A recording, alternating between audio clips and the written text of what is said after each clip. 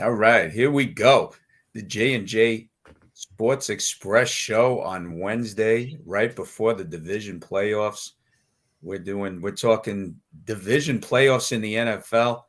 I'm your host, Jeff Cadillac, as usual. My co-host for the evening, JB Ellis. JB, how you doing tonight? Doing good, doing good. We got another great week of football. Last week, I don't know, I wasn't too happy. It was not a lot of fun games to watch, but I think this weekend may be a little bit different. Well, out of the 6 games, there was 5 blowouts. So, only the one game was actually very close, which was the Rams at Detroit. I liked the Rams in that game. So did you. Um, Yeah. but the other games, Green Bay shocked the world at Dallas. We weren't too shocked about what happened with Tampa Bay because we both picked Tampa Bay on Monday night. So it wasn't really that big of a shock. Um, Kansas City, that wasn't a shock either. Miami does not show up in big games against, you know, very good teams. The only team that they beat is Dallas during the whole season that was honestly just any good. Houston shocked the world also against Cleveland.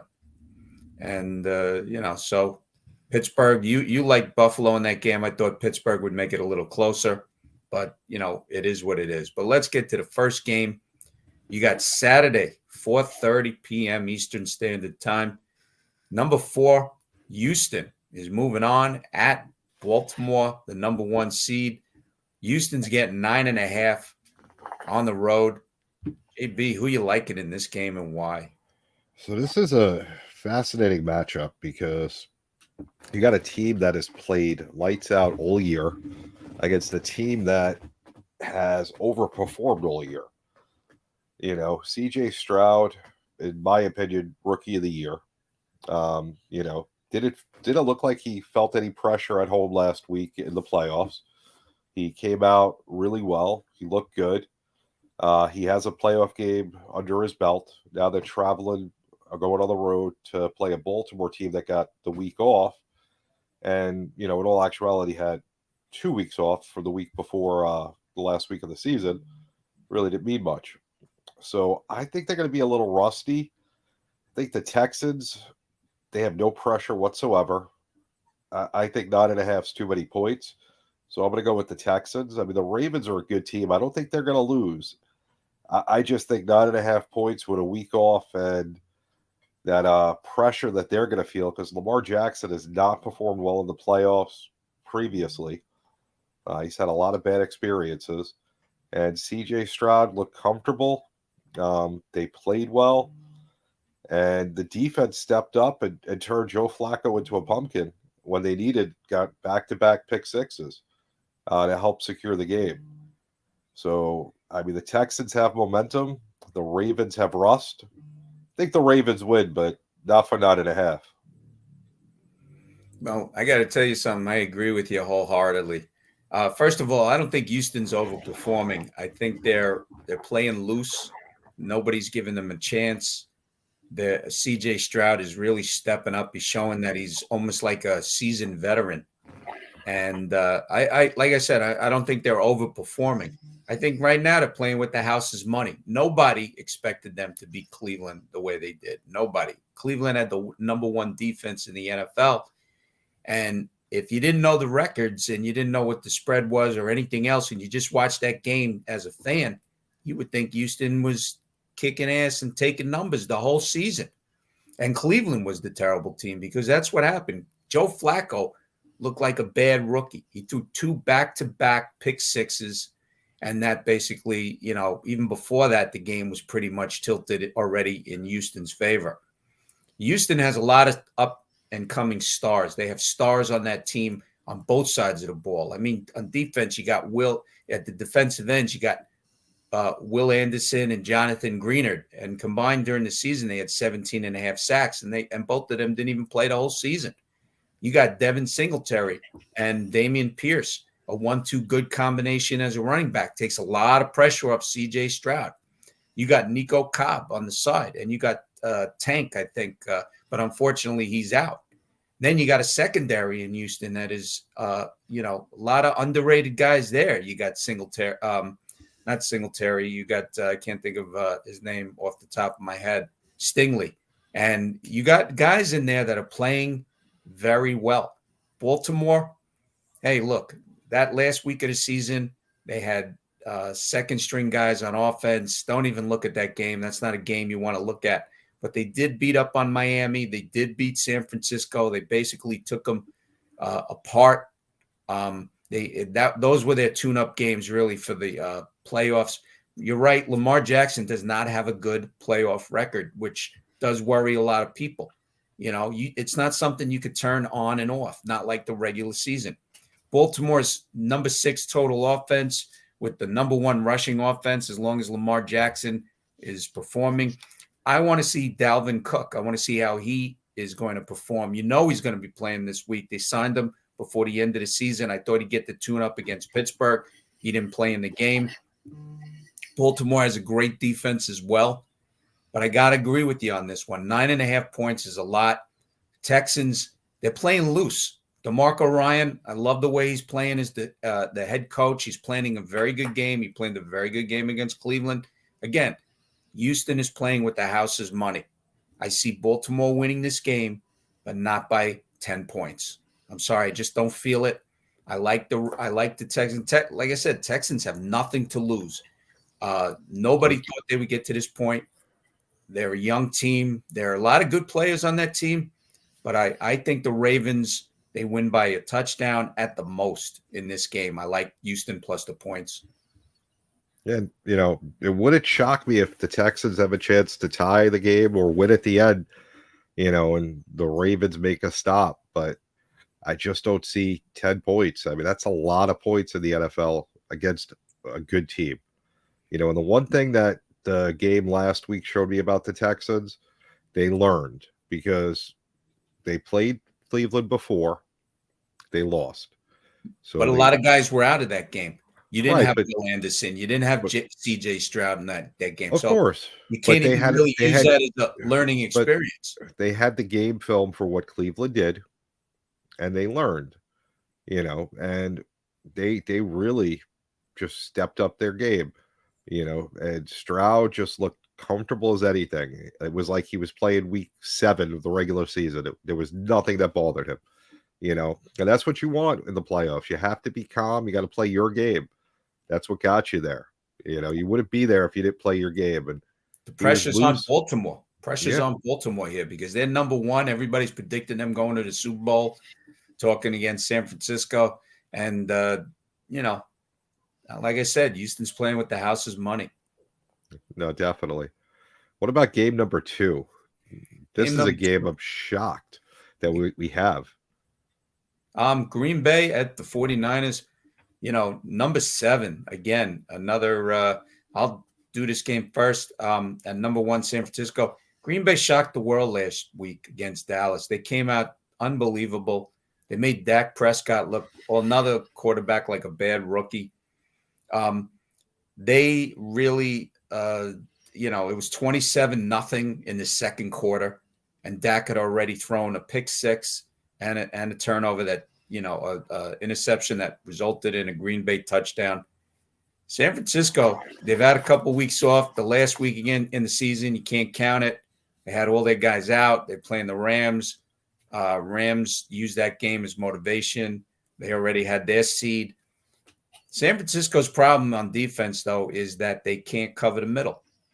The middle of the field is a very tough area for them. It seems that happens to be with a lot of teams.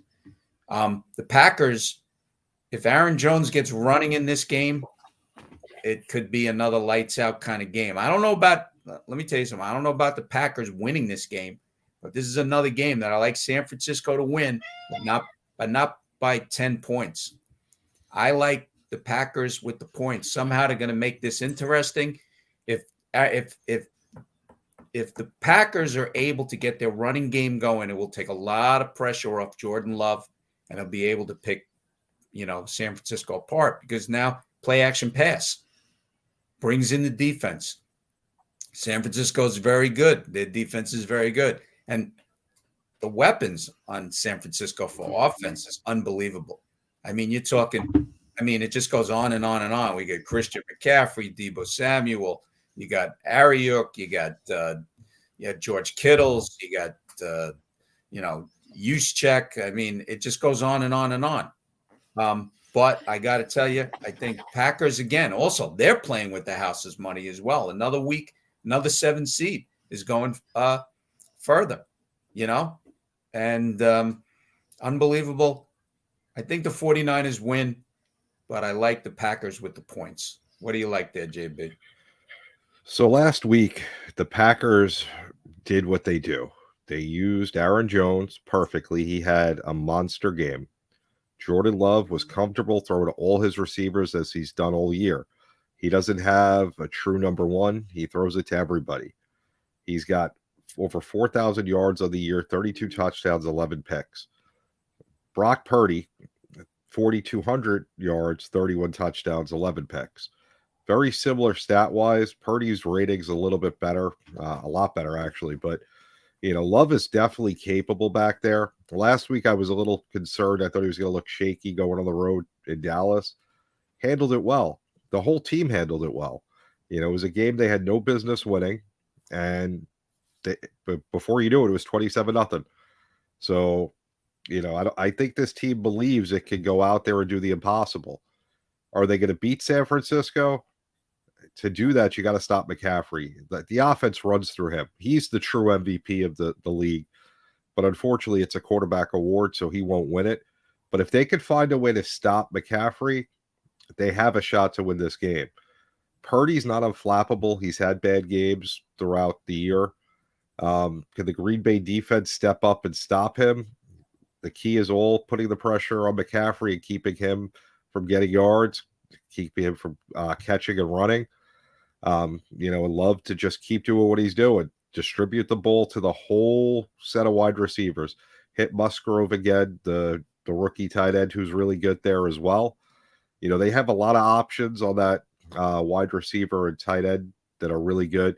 And if you can get Aaron Jones running the way he did last week, it'll be a close game. San Francisco's beatable. Does Green Bay have enough to do it 2 weeks in a row to take out two phenomenal teams that, I could have seen either one go into the Super Bowl? Highly unlikely. I'm actually going to take the 49ers minus the points this week, even though I could see Green Bay putting up a good game. When it's all said and done, I don't think many teams can stop McCaffrey. I don't think the Packers defense is capable of it at the moment, but they're a team on the rise. A lot of young kids there. Give them a year or two to keep playing together. The way Love distributes the ball to all his receivers, keep that running game going the way it is, and keep building that defense. For a rebuilding year to get to the divisional round of the playoffs for Packers fans, this is phenomenal. But I think, the clock hits midnight here in San Francisco, does what they do, and we're going to see them in the championship game in Santa Clara next week, and they're going to win by a couple of touchdowns. But it'll be a fun game to watch because, the more you watch Jordan Love, the more I think back to all the people saying, oh, he has no business playing, he's no good. All the kid has done is step in this year, get comfortable throwing the ball, doesn't have a favorite receiver. Whoever's in there, he throws to, and whoever's open. He was looking mighty comfortable against Dallas, and Dallas didn't even sack him one time. Yeah. And San Francisco's got a couple of guys up on the front line that are, with Chase Young there and Bosa on the side. Green Bay's going to have their hands full, but they can play this game smart, and they can play it tough. They'll keep it close. Otherwise, 49ers, turnovers will be massive in this game. And if the Packers start turning the ball over early, it's going to be lights out. It's going to be over at halftime. The Packers have to play an old school football game. Back what like the 86 Giants would do: ball control, keep the ball out of San Francisco's hands. There's too many weapons on that offense. Got to hope Aaron Jones can find lanes to run and keep the clock moving and grind out a low-scoring game. I just don't see it happening. I think when it's all said and done, there's too many weapons on that San Francisco offense. But I think it'll be interesting for a while before it all breaks down. Well, good perspective on it. Let's go to the third game. Sunday at 3:00, the Buccaneers, the number 4 seed, is at the number 3 seed, Detroit. Lions are favored by 6. Who do you like in this game, JB? So, first, before we even get into this game, the people of Cleveland must be sick. They got rid of Baker Mayfield. They figured out we got Deshaun Watson. Now's our chance. We're actually going to start winning playoff games. Here we go. Baker never won the division. We never got anywhere. Got rid of Baker. He goes to Tampa Bay. They win a weak. It's a weak division, but they still won it. Got to the playoffs. Beat a Philadelphia team that was in space. I don't know if they've gotten back to earth yet, but they still won a game in the playoffs. So if you're a Cleveland fan, that's got to be rough. But if you're a Detroit fan, you got to be glad that the Buccaneers won that game, because Philadelphia, if they play their game, you're not beating them if you're the Lions. The Buccaneers, you could beat this team. Their defense is good up against the run, but Detroit's got 2 really good running backs in Gibbs and Montgomery to run the ball and to make things happen. Goff is at home in the Dome, plays much better at home, so that's a plus. You got St. Brown at wide receiver. You got that defense led by Aiden Hutchinson, who's all over the place, making plays everywhere. Baker's going to be running for his life. I don't see this being a close game. I think the Lions are going to win by 10. I don't think it'll be more than that, but I think if you're a Lions fan, your first playoff win in 32 years, you're going to have 2 in 2 weeks, because you got the one team that you can beat, and then that'll be it for them after this. But I think this is the matchup that they needed to get to the championship game. Well, certain things I agree with you, but I happen to like Tampa Bay with the points, and I'll tell you why. Tampa Bay does have a great rush defense. First of all, beating Philadelphia last week, they were in a tailspin ever since they were 10-1. That team has not been the same since. They've been riding on what they did last year, and against Tampa Bay, they couldn't tackle, they couldn't catch, they couldn't run, they couldn't do anything. And Tampa Bay looked like the big gangbusters. Look, Tampa Bay had a lot of long, big plays in that game against Philly on Monday night, and Philly couldn't tackle. They couldn't cover. They couldn't do anything. There's a lot of things wrong with Philly. They went into a tailspin, and they're not. And it's not. It's going to take. I said, I've been saying this during their tailspin, that it's going to take more than just a week to kind of correct it. The Buccaneers, yeah, they had a great game last week, but Baker Mayfield he has to play even better, because there are times in that game against Philly when he got sacked like 4 times, or there are 2 times when all he had to do was step up a little bit and he would have been out. And there's also other plays that he could have made if he had just run the ball a couple of yards, and he missed a few throws. He is a gunslinger. Don't forget it. And he does make mistakes, and he does throw interceptions, and he does fumble the ball. He's got to play this is the playoffs. You got to play perfect ball. The Lions last week, listen, they barely got back by the Rams, okay? I like the Rams in that game plus the points. They won 24-23. Lions stopped the Rams in the red zone 3 times. You take one of those possessions and you change it to a touchdown, Lions lose the game and the Rams win the game. Tampa Bay is number 4 in the league against the rush. You do have Gibbs and you do have Montgomery, but when you have a defense that's up front, that's stoppable, we'll see what happens. And remember, these 2 teams played in week 6 in the NFL at Tampa, with Detroit winning 20-6. There may be some revenge on the minds of Tampa Bay, and they went back and looked at the tape, because Goff is the kind of guy that if you put pressure on him, it's over. He folds like a house of cards. He gets nervous. He starts throwing interceptions. He fumbles the ball. That's one of the things on Goff. He looks like a deer in the headlights when there's a lot of pressure on him. Detroit also 30th in pass defense. I mean, if Baker Mayfield has time and he spreads the ball around nicely, he could pick that defense apart, because they have not played well. And that's one of the problems that Detroit has. But I will tell you this. I like Detroit winning the game. I just don't think they're going to cover the spread. I think this is a 3-point game going down to the wire. I like Tampa Bay on the road, possible with the revenge factor here against Detroit. And I think it's going to be a very close game. I like Tampa Bay with the points, but I think Detroit wins. All right. So the last game of the week, late Sunday afternoon, Kansas Patrick City. Patrick Mahomes' first road playoff game. Could you believe in all the playoff games that man has played? This is his first road playoff game. Yeah, number 3 Kansas City at number 2 Buffalo, and Buffalo is favored by 2.5. I'll start off by saying that this is the game that Josh Allen and the Buffalo Bills want. Okay, Chiefs last week, they beat a Miami team. Miami's not good against good teams. We saw that all season. We both kind of probably picked my Chiefs on Saturday night. I think we did. But the Chiefs, they haven't been the same this season. They've dropped passes. Travis Kelce looks aged and old. All of a sudden, he doesn't look the same. He's dropping passes all over the place. Pat Mahomes is still on target, but guys are dropping the ball. Defense sometimes for Kansas City sometimes disappears. Remember, these two teams also played during the season in week 16. I'm sorry, either week 16 or week 15. I forget which week it was. But that was the Kadarius Toney offside penalty. And Chiefs would have won that game 20-17, but because of the penalty, they got off track. They couldn't win the game. Bills ended up winning 20-17. I don't see revenge in this game.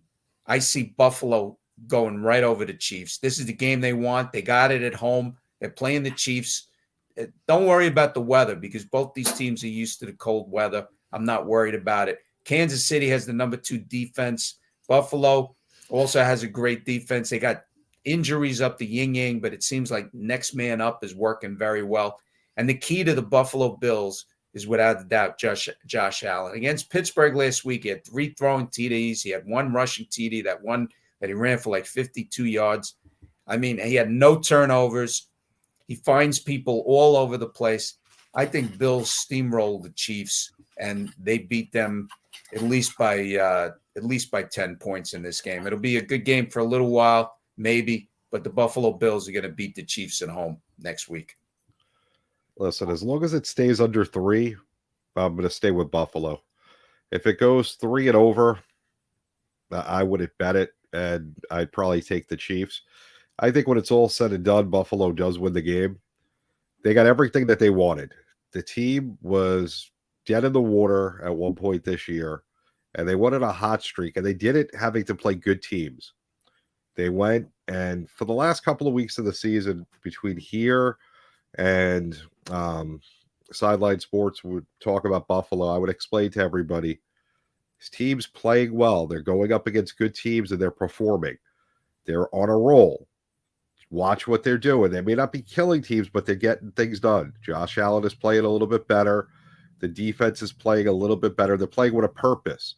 They didn't like being told that their season was done, that they had no chance, that the window was shut. They didn't want to hear that. They came back. They showed some resiliency. They went to Kansas City. Yes, the offside call definitely changed the game, and they pulled out that victory. But all they kept doing was beating good teams and getting themselves in a position to win the division. And by doing that, instead of having to go to Kansas City, they have this game up in Buffalo at Orchard Park. It's a huge advantage to be playing at home, to have your fans there, to put Patrick Mahomes in a situation he's never experienced. That doesn't mean he's going to feel pressure. I mean, Mahomes has played in the Super Bowl multiple times. He's by far the most talented quarterback right now that's in the NFL. But at the same time, the rest of the team has played with Patrick, and they haven't had to do this either. None of those guys have had to go on the road to the playoffs because they've all been at home. A little bit of a different thing when you have to wake up in a hotel and get ready to go to the game and have to hear the opposing fans and, unfamiliar surroundings. I think it definitely gives the Bills a little bit of advantage. Josh Allen got everything he wanted by having this game at home. He has to play a clean game. He can't turn the ball over. This Kansas City Chief defense is the best that they've had in the years since they've had Mahomes. So they can keep them in the game with the defense. But the problem, and this is where Kansas City's been struggling all year, you said it, Kelce has not been the same. He hasn't looked good. People are blaming Taylor Swift. People are blaming his age. He's disinterested. It doesn't matter what it is. He just doesn't look the same. And that's a huge problem because that's Mahomes' safety blanket.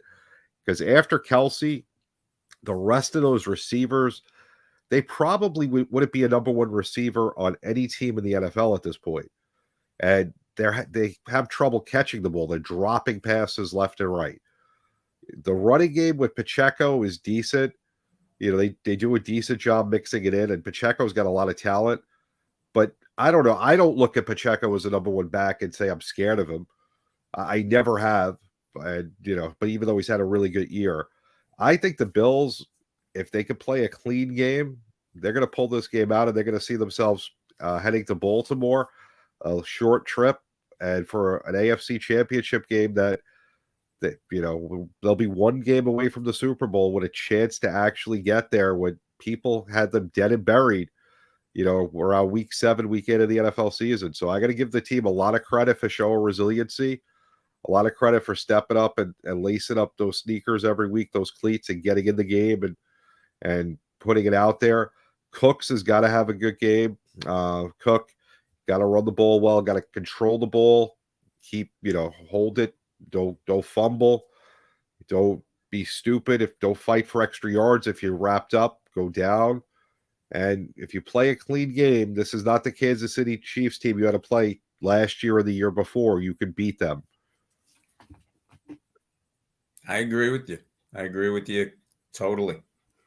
And we'll see what happens, but this is in the Bills' hands. They have to play that clean game, no turnovers. Don't give extra opportunities to Pat Mahomes and company, and they'll be on their way to the championship game. Yeah, it's really all. This is the Lions and the Bills. All they have to do is play clean games, and they're getting where nobody probably thought they would, the way that they performed this year. At the beginning of the year, everyone was saying the Lions for the Super Bowl. It was the darling pick of the world. But once the game started and you saw them against some better teams, that the luster of that wore off really quick. But here they are. If they can pull out these wins on Sunday, they're in their respective conference championship games with one win away from making the Super Bowl. So, and when you get to the championship game, anything can happen. We've seen it many times. So that's true. So there you are, folks. Picks for the divisional weekend in the NFL. Where can we find you, JB? On X, JB_ the program. Coming January 29th, NGBN, Sideline Sports will be on there. You can download it on all your connected devices. WDJY 99.1 in Atlanta, Sunday pregame show, and Wednesday morning Sideline Sports. DBTV, and of course all the Sideline Sports social. You see it on the bottom of the screen. That's for most of the socials at Sideline Sports 1. What about you? You can find me at jeffcadillac.com. I already have all my picks up for the divisional weekend. Twitter at jeffcadillac1. The best bet of the week has gotten kind of hit hard this season, but hey, listen, my picks during the season and the playoffs, you stick with me, you should be in the money. Listen, I'll tell you one thing about your best bet of the week. If it's sound logic and it loses, I'm okay with it. And I've read your analysis all year long, this year, last year, the year before, since I've known you. Your analysis is on point. Sometimes guys just don't perform and things happen. But as long as your analysis is right, you're not just guessing. That's gambling. That's the way the cookie crumbles sometimes. All right, guys. We'll see you next week for the championship games. Got 2 more episodes left before this, including the Super Bowl. See you next week, folks.